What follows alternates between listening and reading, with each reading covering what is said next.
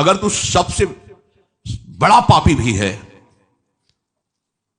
बहुत अधिक पापी भी है, तो मेरी बात मान ले, तो इस नौका पे बैठ जाएगा और पार हो जाएगा, ज्ञान रूपी नौका पे। जैसी तुम्हें पद्धति बताई उस तरह से चलोगे तो चाहे जितने बड़े पापी हो, तुम संसार समुद्र से पार हो जाओगे, परमानंद में डूब जाओगे। अपिचेदशि पापेभ्या सर्वेभ्या पाप कृतमः। पाप करने वालों को पाप कृत कहते हैं, अधिक पाप करने वालों को पाप कृत्तर कहते हैं, और जो महापापी होता है उसे पाप कृतम कहते हैं। अगर तू महापापी भी, पाप कृतमः अर्थात महापापी, मतलब तुमसे बढ़कर कोई पापी हो ही नहीं सकता, वो भी भगवत प्राप्ति करने का अधिकारी है यदि ऐसे चले जैसा भगवान ने बताया।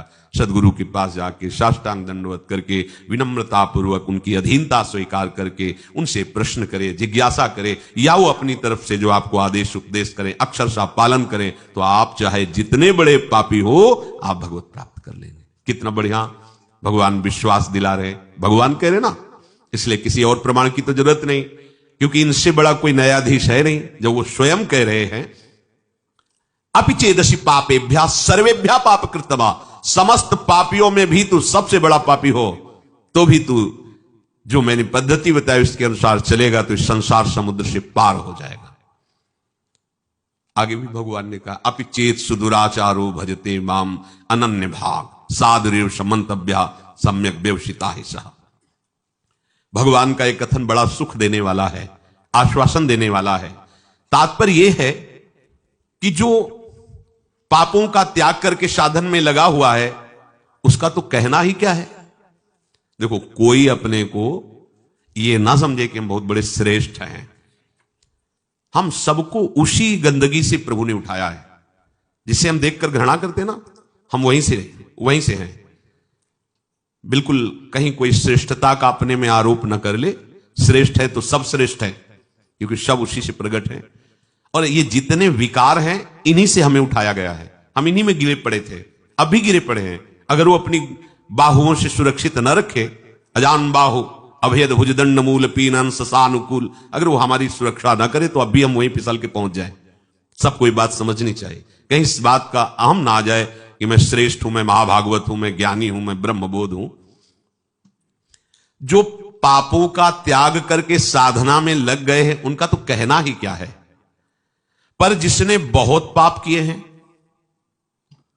और पूर्वाभ्यास है पाप करने का, अब उसके उद्धार का क्या उपाय हो सकता है। जिसने पाप किए और उसको ग्लानि हुई और छोड़ करके पाप और सदगुरु की शरण हो के साधन में लग गया, उसमें तो संशय ही नहीं, वो तो जाएगा ही जाएगा प्रभु के पास। भगवान यहां उसको विश्वास दिला रहे जो बहुत पाप किया, महापापी, और पूर्वाभ्यास भी पापों का है। अब उसको भी अपने उद्धार के विषय में निराश नहीं होना चाहिए भगवान के वचन मान करके। महापापी से पापी मनुष्य भी यदि सोच ले कि इसी जन्म में अब मुझे अपना कल्याण करना है, तो पुराने पाप उसको बाधा पहुंचाने की चेष्टा करेंगे। ऐसा नहीं कि वो शांत बैठे रहेंगे। वर्तमान के पाप उसको बाधा पहुंचाने की चेष्टा करेंगे। पर वर्तमान में साधु संग हो गया और उसने ठान लिया कि मुझे अपना कल्याण करना है, उस ठानने में वो उनकी बात मानेगा।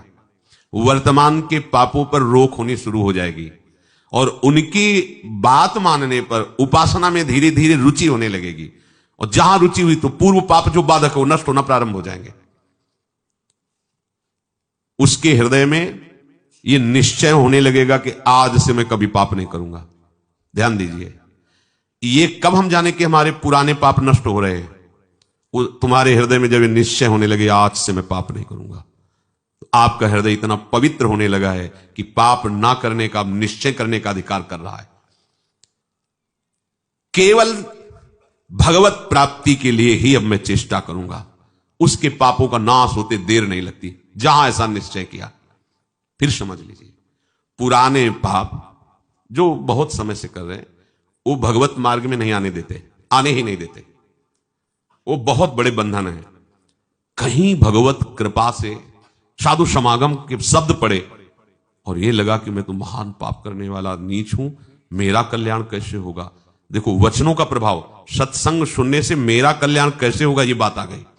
अच्छा, कल्याण तो साधु महात्माओं के संग से, सत्संग से होता है, मेरा अभ्यास वर्तमान में पाप करने का कैसे बनेगा। उनके समीप गया, अपने कल्याण के लिए जो चेष्टा करनी चाहिए वो संत महात्मा बताने लगे। उनके शासन में ध्यान रखना है। यदि आप जैसे वाल्मीकि जी ब्रह्म के समान हो गए तो उन्होंने संत का शासन स्वीकार कर लिया।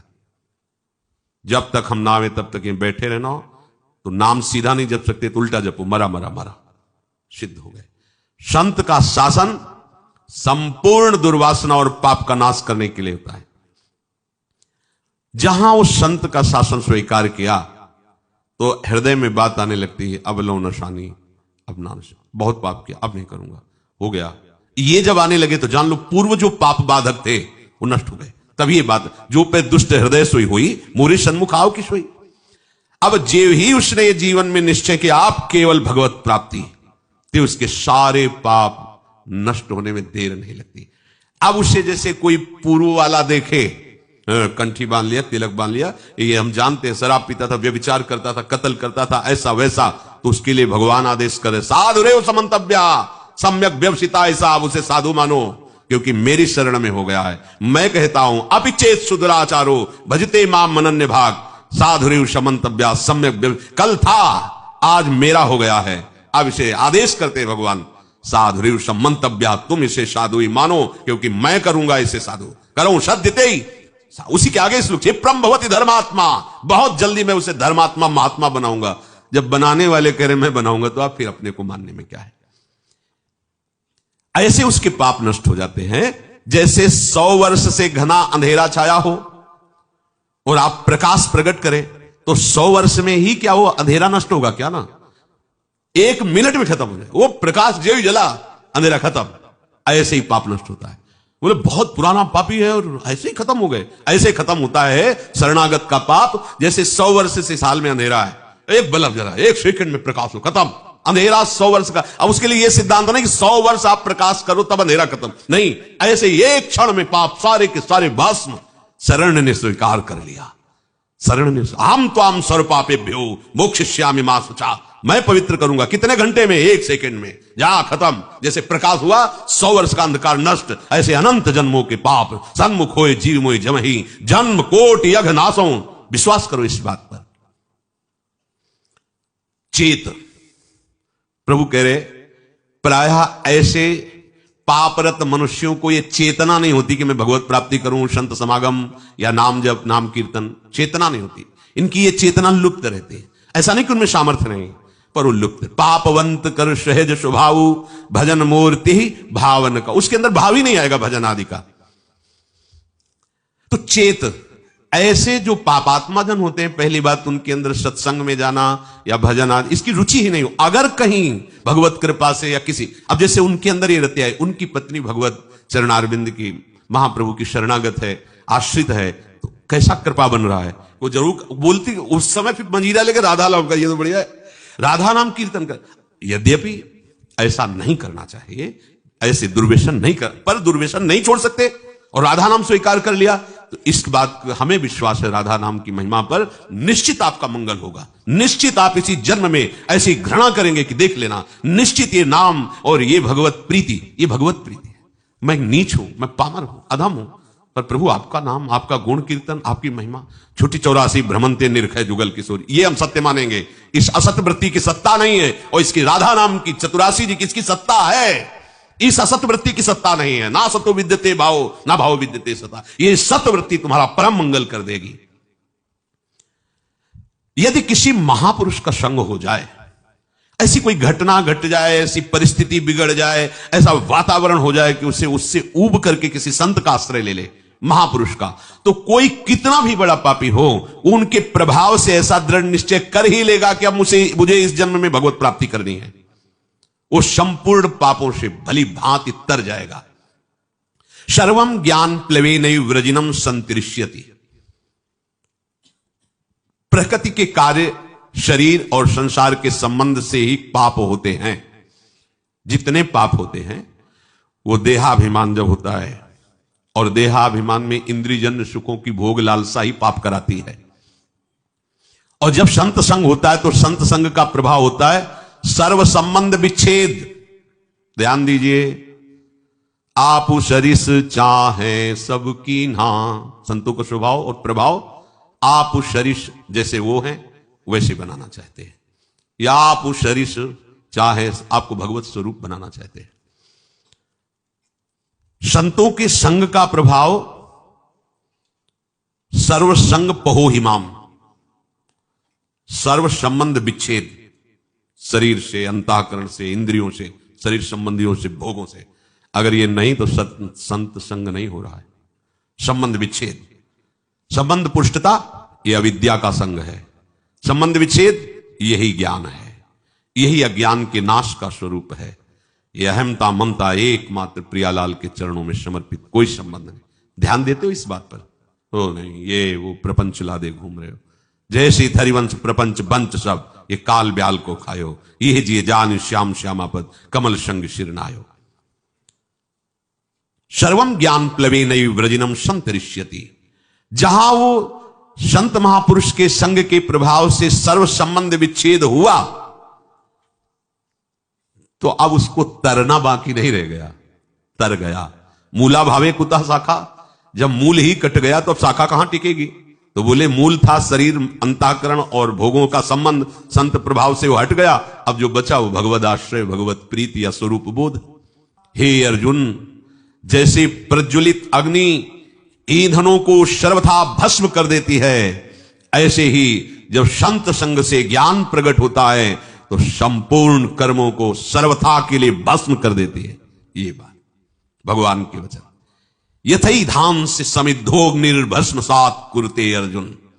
पीछे के श्लोक में भगवान ने बताया कि जब कोई संत महापुरुषों का आश्रय लेकर के उनके द्वारा बताए हुए मार्ग पर चलता है तो कितना भी बड़ा पापी हो, मार्ग में चलने का तात्पर्य नौका पे बैठना, वो ज्ञान रूपी नौका से पाप रूपी संसार रूपी समुद्र से तर जाता है। तो बोले समुद्र से पार हो गया पर समुद्र तो रह गया, समुद्र की सत्ता तो है। तो आगे के श्लोक में भगवान कहते हैं भस्म सात कुरते अर्जुन, कुछ नहीं बचता। उदाहरण में कह रहे कि जैसे प्रज्वलित अग्नि के साथ संयोग करा दीजिए कुछ भी, वो सबको अपना स्वरूप प्रदान कर देगी।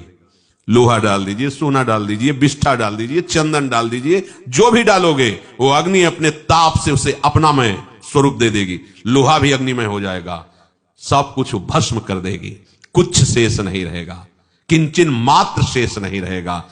जैसे अग्नि सब कुछ भस्म कर देती है, ऐसे ही संत संग के प्रभाव से प्रकट हुए ज्ञान रूपी अग्नि से संचित प्रारब्ध क्रियमाण सब भस्म हो जाते हैं।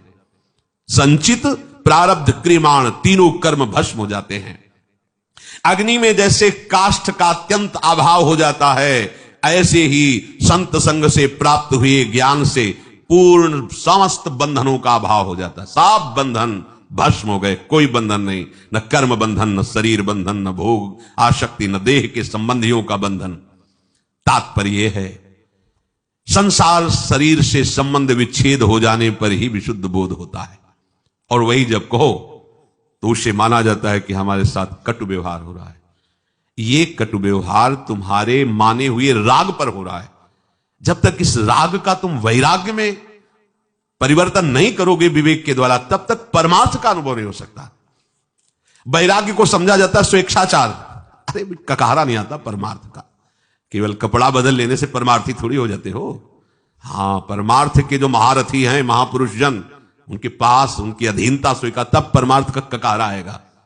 नहीं तो भगवान और सरकार और अवतार बनने में देर नहीं लगती, माया बना देती, देर नहीं लगती।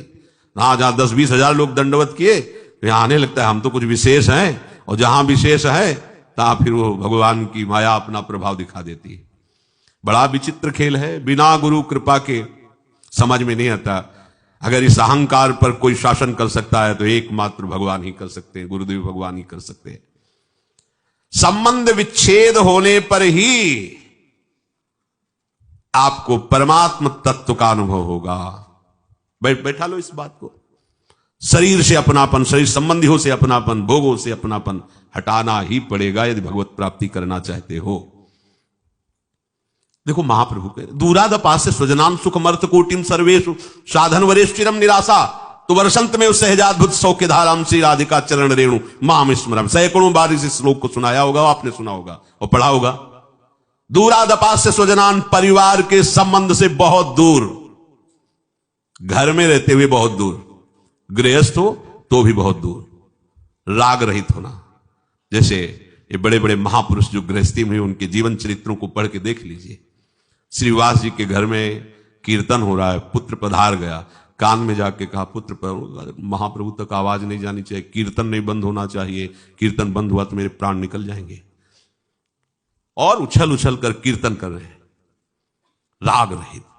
अगर राग हृदय में है तो चाहे आप गृहस्थ हो चाहे आप विरक्त हो, इसे कोई फर्क नहीं पड़ता है। यह अंतर का, भगवत प्राप्ति अंतर के विषय से होती है। यह आचार्य परंपरा, ये वेश बाहर से त्याग करते हुए आंतरिक राग को मिटाने के लिए है, जो निवृत्ति मार्ग के उपासक है। नहीं तो जो निवृत्ति मार्ग के प्रभु हैं वही प्रवृत्ति मार्ग के प्रभु हैं। जो भगवत प्राप्ति निवृत्ति मार्ग को होती वही प्रवृत्ति मार्ग को होती। बस अपने सिद्धांत से चले, दोनों को ही वैराग्य धारण करना होगा। एक को बाहरी और आंतरिक दोनों, और एक को केवल आंतरिक बाहरी व्यवहार में रहते हुए भी वो भगवत प्राप्ति वैसे ही करेगा। संबंध विच्छेद, ये बड़ी जोर की बात है। संबंध विच्छेद बिना संबंध के नहीं हो सकता। कोई तो हमारा हो, अब उसको अपनापन ना सदगुरुदेव में है ना श्री जी में है, तो संबंध विच्छेद कर ही नहीं सकता, केवल नाटक होता है। क्या होगा ये लाल पीले धारण करने से? आंतरिक राग की पुष्टता के लिए कपट पूर्वक परमार्थ का पोषण, बड़ा चतुर बनता है जीव, और वो चतुराई करके स्वयं नरक जाने का रास्ता पुष्ट करता है। समझता कोई जानता नहीं, अरे जिसके तुम हो वो तो जान ही रहा है ना, वो तो सबके हृदय बैठा हुआ, वो खुद देख रहा है, साक्षी है सबका, वो सबका दृष्टा है। कैसी भूल है कि जिन विषयों को त्यागने के लिए मार्ग लिया जाता है, उन्हीं विषयों को भोगने के लिए इसका कपट पूर्वक आश्रय। कैसा कैसा भगवान का ये विचित्र माया जाल है। वो जानते, दूसरों को उपदेश दे सकता है, वो दूसरों के लिए वो लिखित दे सकता है, और अपने लिए पर उपदेश कुशल बहुत है। दूसरों को उपदेश देने के लिए तो क्या आनंद आता है, लेकिन अपने आचरणों पर उस उपदेश को उतारो, तभी भगवत प्राप्त। संबंध विच्छेद, गुरु से संबंध बनाकर उसका नाटक करना, और संबंध शरीर और शरीर के भोगों से प्रभु को अपना मानने का नाटक करना, और संसार से अपना सत्य भाव रखना, प्रभु को साधन बना लेना और विषयों को साध्य बना लेना। कहां की चतुरता है ये, कहां की बुद्धिमत्ता है? अपने हाथ से अपना नाश कर रहे हो। जब तक संबंध विच्छेद नहीं, तब तक परमात्मा तत्व का बोध नहीं। बातें बनाने वाले तो हम जैसे बहुत है, बहुत बातें बनाने वाले, खूब बढ़िया लच्छेदार भाषण हो सकता है, लेकिन परमात्मा प्राप्ति लच्छेदार भाषण देने और सुनने से नहीं होती, उसका वर्ण करने से होती है। सब संबंध विच्छेद, एकमात्र प्रियालाल से अपना संबंध